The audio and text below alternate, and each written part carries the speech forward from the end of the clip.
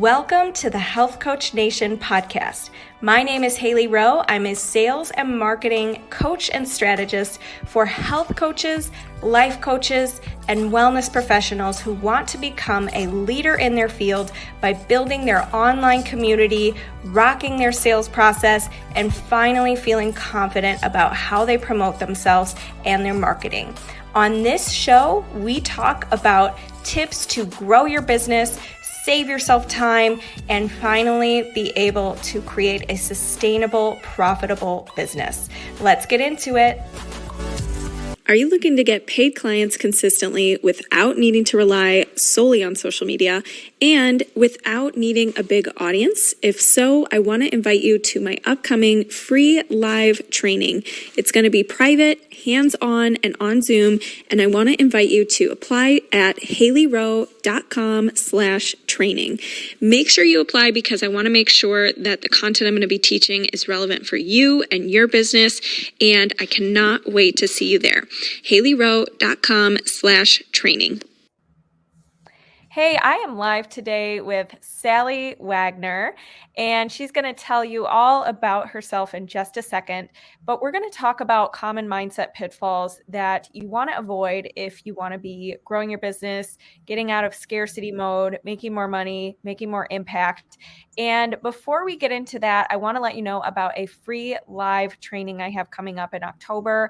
I'm going to be teaching you how to book paying clients without needing a big audience and without needing to be posting more. So if you're sick of social media and you want to be growing your business in a way that you feel like your efforts are paying off, be sure to apply for the free training at haleyrowe.com/training. And let's welcome Sally now. So Sally, why don't you tell everybody who you are, what you do, and we'll dig in. Awesome. Well, thank you so much. I'm so happy to be here. I wear multiple hats. I have multiple business initiatives. I'm a speaker, author, lawyer, real estate broker, instructor, and a life coach, life alchemist, I like to say. On the law and real estate side of things, I have a consulting company. We do broker and contract compliance consulting to real estate brokerages in Florida. So we're the broker on call. We also do contract compliance. In all the offices where we serve, we have approximately 3,000 agents. So it's a pretty hefty operation. That translates into about $6 billion in sales volume, averages about 600 transactions a week. And fortunately, I don't touch every single one of those. On that side, I also have a real estate school. So people who want a license in Florida, people who have a license in Florida can come through the school and get that education. And then I'm also a life coach, a life alchemist, and I guide people to achieve the success that they choose for themselves. Love that. And I'm sure on the way to where you are now in your business, there has been many hurdles and mindset blocks, things that you've had to work on, and also the challenge of juggling all the different types of businesses you have. A lot of times I see coaches or service providers struggling because they have a lot of different offers going on, or they have their day job and their growing side business. So I guess my first question for you when it comes to mindset is, how does somebody kind of gear themselves up to have, when they have a lot going on and they're feeling that overwhelm, and maybe they do, have a couple different gigs going on, or they're multi-passionate? What advice would you say to somebody like that? I love the term multi-passionate. Mm-hmm. I think a lot of us are like that. And one of the keys there is, because it can be overwhelming when we look at all these goals, and sometimes they seem to be competing for our time and our energy. Break it down into manageable steps, daily activities, a system, and a process. So it's something that you do every single day. So, with this initiative, you do these things every day. And with this other one over here, you do these things every day.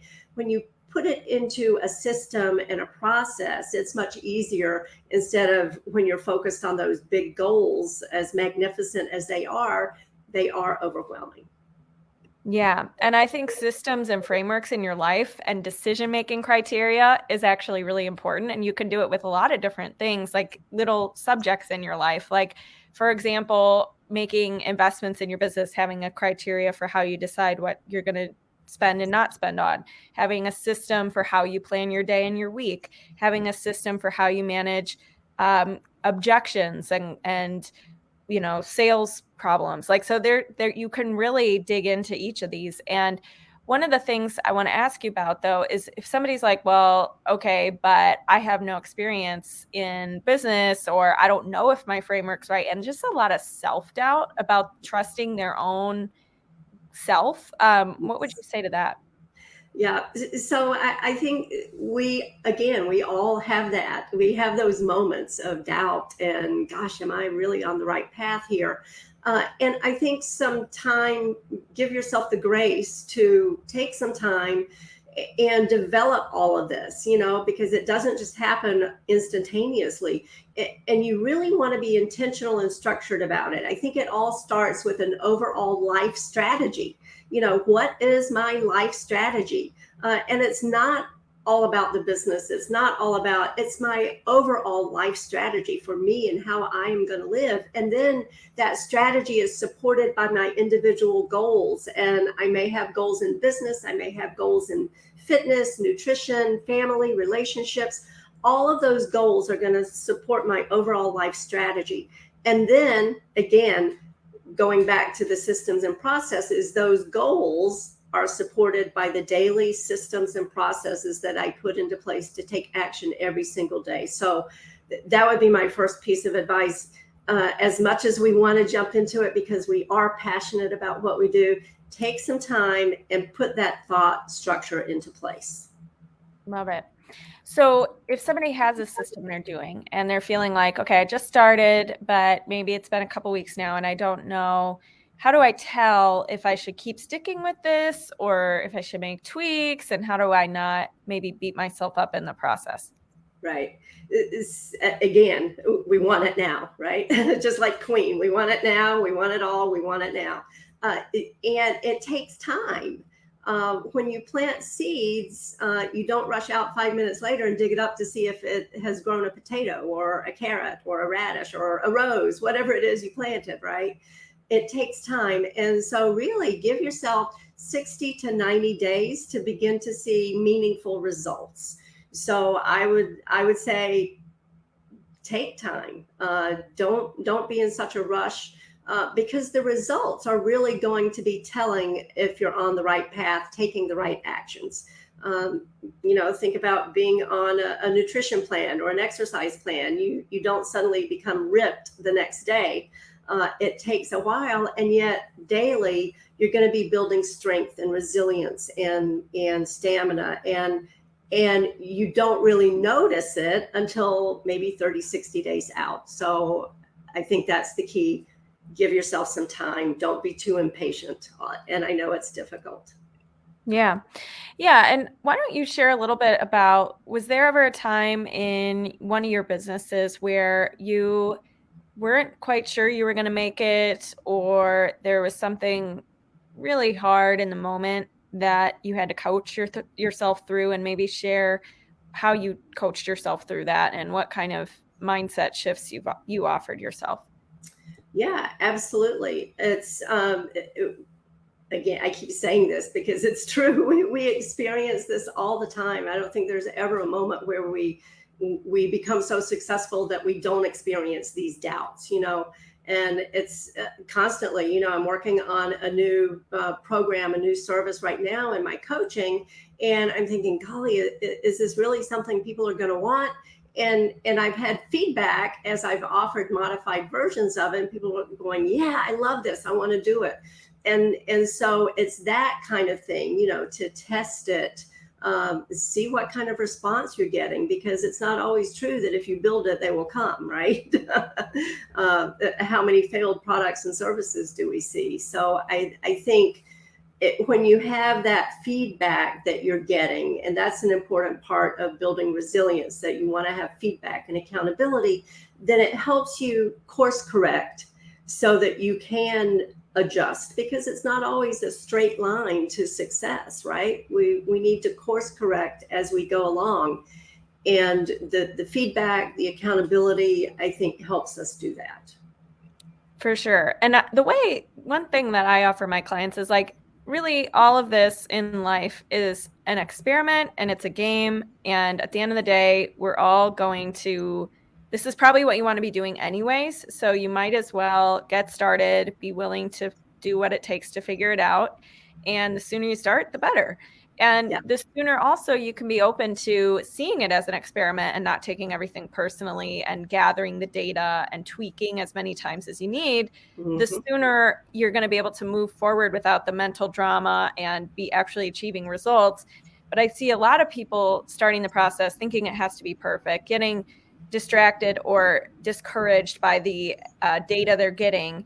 And then instead of actually staying on the path consistently and building up their skills and, tweaking it to work, they have these like detours where it's like, oh, well, I took 2 days off because I was so discouraged by this no, or I think it's not working now because I got one, sign up and but yet it was their first day, putting the word out. Yeah. So it's like you have to be willing to just see it as a game, I think, to be less, I guess, stern in you're beating yourself up and all that kind of stuff, because that can be a whole thing that drains your energy, and starting a business is hard enough. You don't need that mindset drama, Yeah. right?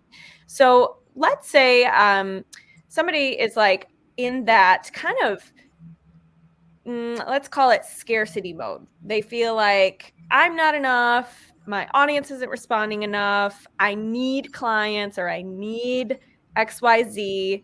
How would you coach somebody through that, or what are some ways to get out of scarcity mode and get more into abundance mode and patience mode? Yeah. So that's all about mindset, right? And mindset is so important because we do get into those traps, those mental prisons of scarcity, of, I'm not good enough, I'm not worthy, all those kinds of things.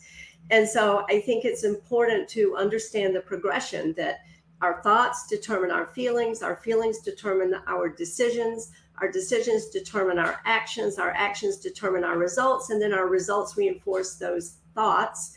And of course, then we have programming in the midst of all that as well, mind apps, I call it. And so when we start thinking those kinds of things, you can see it has that cascade. And the farther we get into that, then the more our results are going to be affected, which then just reinforces those thoughts. And so I would encourage someone to interrupt that cycle immediately, intervene, be disruptive. And the easiest entry point is your thoughts. So if you start noticing feelings like that, and they're going to lead you to make suboptimal decisions, which lead to suboptimal results, then you want to kind of take it backwards. Okay, what was I thinking before I felt that feeling of unworthiness? And you can retrain your thoughts and interrupt that cycle. So I think that's the easiest entry point to make a significant and fairly immediate change. Yeah, definitely a pattern interrupt is important. And I think the other thing is to just note that nothing has gone wrong when your brain is like, oh my gosh, you're such a failure, you're such a loser. That's it. Or you should just relax. You should not try that big scary thing. You should just go sit on the couch and watch Netflix. That's like our primal brain's job, is like keep us safe, keep us alive, keep us, happy in the moment instead of the long term. Yeah. And your job, I think your number one job as an entrepreneur, not just strategy, but also your job is to manage your mind so that like, oh, there's that little toddler in my brain who's always just trying to keep me small. And that's fine. And that's normal. And that's always there. But, I'm an adult and I get to make my own decisions and create my own results. And I'm going to observe that, but I'm not going to be like, okay, toddler, yes, you're right. Let's just not do anything big. And just knowing like bad feelings sometimes, like fear, isn't a sign you shouldn't do something. Sometimes it's actually the opposite. It's a sign, oh my gosh, this is going to expand you. This is going to cause you to grow. So not resisting those negative feelings in your business, suddenly things become a lot lighter, despite what people would think is like, oh, I don't want to feel those feelings. I shouldn't have to have those feelings. No, like the sooner you let them in and you're like, oh, this is so cool, I'm being guided to growth, the sooner you can move forward, right? Right, exactly. That's the reframing, and I love you said the toddler. I call it the snarky 6-year-old. Yeah. Because they send us all these messages about, oh, what are you thinking? What have you been smoking? You think you can do that? And those messages are a lot of things. Many times it's fear, as you mentioned, and fear is deceptive. It's not always about, oh my gosh, I'm so afraid. It's those things like, oh, I think I'll just watch Netflix now. I think I'll just relax. It's those kinds of messages that are subtle that distract us from the goal and the daily activities. And so when we reframe that into an opportunity, it's a challenge rather than a threat. And going back to what you said earlier about living, gamefully, that's so true. And everything is an experiment. Everything is a level in the game. And quote, failure is just, if you're playing a game, did you fail? No. You're just going to keep doing that level until you get enough superpowers and boosts and allies to make it to the next level. And that's what life is all about. Yeah, 100%. Yeah. So can you give an example of your, I guess, daily or weekly system in your life coaching business? Yeah. So I live by resilience, and I also have a term in my coaching, MSG, that stands for mindset, skill set, get off your asset. And I think resilience is really MSG put into practice. And so by that, I mean physical, emotional, mental, and social resilience. As we build all of those in our lives, we're going to succeed in business and in life. And so every day, my system and practice involves building resilience in all those different ways. So I build resilience mentally by doing my job. I answer questions from agents. I teach classes. I develop new materials and new content and write articles and books. I do a lot of speaking. Those are ways to build resilience. Studies show that as we build social resilience, we are more successful in life and business and in everything. And social resilience is all about finding something greater than ourselves that we are striving to achieve in life. So it's kind of our raison d'etre, those kinds of things. So that's really what my system and structure is all about, to build resilience every single day. I love it. Yeah. Okay. And what about during the times you don't feel like doing that? I do it anyway. It's not about how I feel. It's about what I do and who I am. I am the person who does this every day. So it's not, if I'm sick, that's a little bit different. If last week I was exercising, I kind of pulled a muscle, so I took it easy for a little bit. Those things are different from, gosh, I just don't feel like doing it. Right. And so you make it part of your system and structure. So I do, small weights to build strength, maintain strength in my arms, my shoulders, that kind of stuff. And so I put it in a place where I can't ignore it. It's in the drawer next to my hairbrush. So every time I brush my hair or do something with my hair, boom, there are the weights. I have to do it, right? So as I build that system and structure, it's not a question of, oh, golly, I just don't feel like doing it. It's like, this is what I do because this is who I am. Yes. Well, okay. So what you just mentioned there is about how if you want a habit to be a part of you, or if you want to be a certain kind of person, you have to make it a part of your identity. You have to change your way you see yourself, not just your actions topically. Yeah. Right. So that's why so many people who I talk to, I can tell they don't see themselves as an entrepreneur yet. Yeah. They see themselves as someone with a passion, someone who has this hobby, someone who wants to make money doing it, but they do not see themselves as like a resilient entrepreneur who can figure things out yet. And so when I work with them, we're going through not just the strategy sometimes, but if they need it, sometimes they have to reshape how they see themselves. They have to reshape, oh, I could be the kind of person who shows up on video. I could be the kind of person who closes the deal. And I think what you just said is two things that were really interesting. You make your habits easier by changing your environment. So you put your weights in your drawer or whatever with the other things that you do on a daily basis. And you don't rely on your feelings to drive you to do it. You just make it a part of the system. And then the third thing is you see yourself as the person who does it, right? So Right.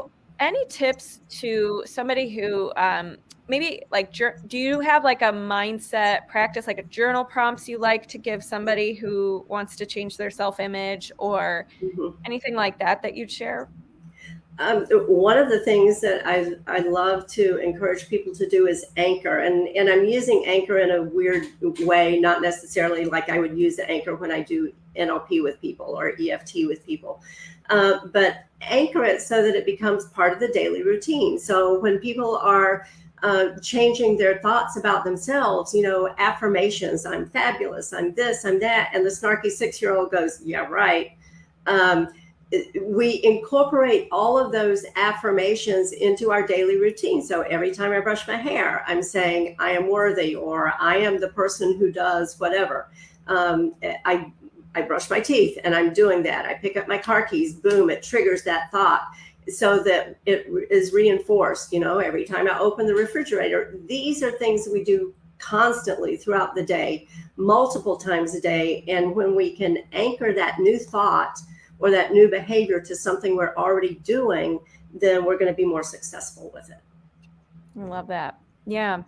What would you say, like, do you have a system for how you manage obstacles in business? Or it could be a specific type of obstacle, or it could just be in general?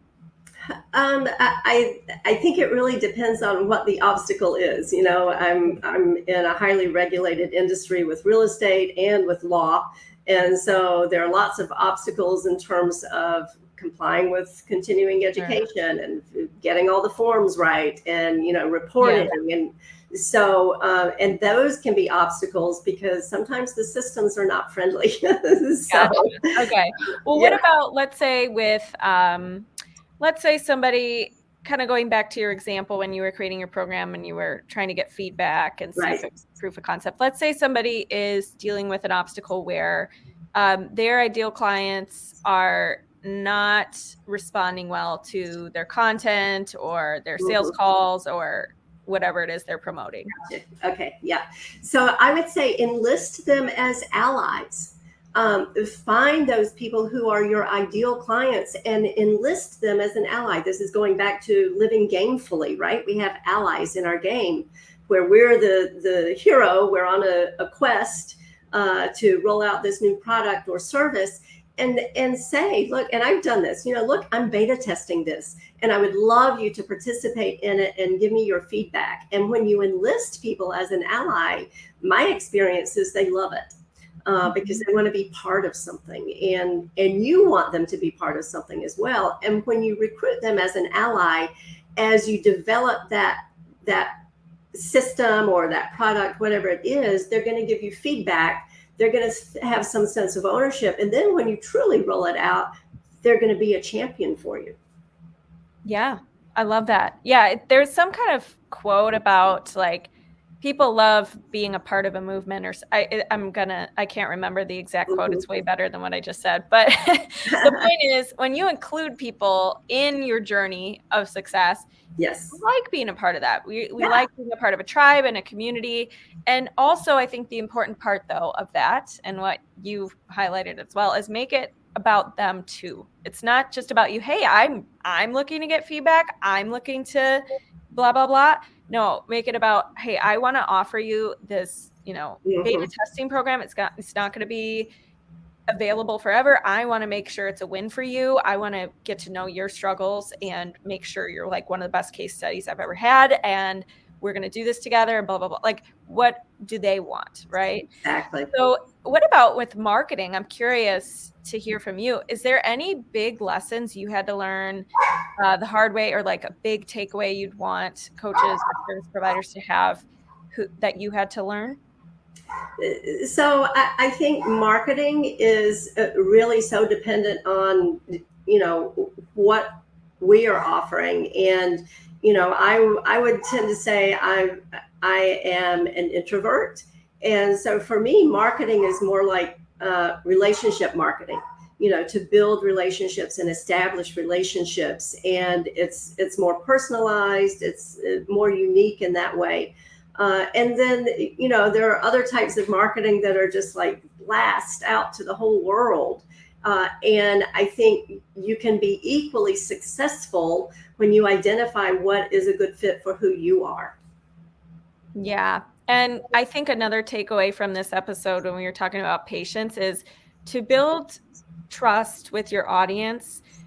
First of all, obviously you have to be good at what you do and have a good offer and good messaging and all that. But the second thing is just time, and that relationships are built over time.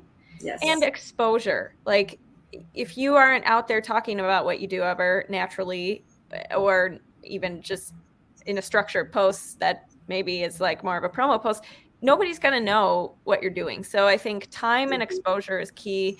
And then the other part is just going back to that self-image part, being the kind of coach who's good at what you do, who's committed to your clients, who's curious about your audience and how you can be building those relationships and making offers. When you become that kind of person, naturally the actions start to unfold of what you should be doing. So Sally, this has been super fun to talk with you about just mindset and what it's like to be a multi-passionate entrepreneur like you are. Is there any final takeaways you'd like to share with our audience before we share how people can connect with you? I would just go back to the whole piece of resilience, because resilience is so important. And as you were talking about, building those relationships over time, that's all part of resilience. And it does take time. And as we build those bonds of relationship, people are more likely to trust you, which is a key element in doing business with people, right? Know, like, trust, and remember. Because people need to hear from you on a regular basis so that they remember you. And I think that is all part of the resilience building. Love it. Awesome. Well, thank you so much. And how can everybody stay connected with you? Thank you. My website is a great way to connect with me. And you can find me at Sally, that's SALLIE, Wagner.com. Awesome. Thank you so much. Thank you. Hey, thanks so much for listening to this podcast. And if it's really helpful for you, I'd really appreciate if you share it and or leave a written podcast review. This tells the podcast sites that our show is useful and it will be promoted to more people that way. Thanks again.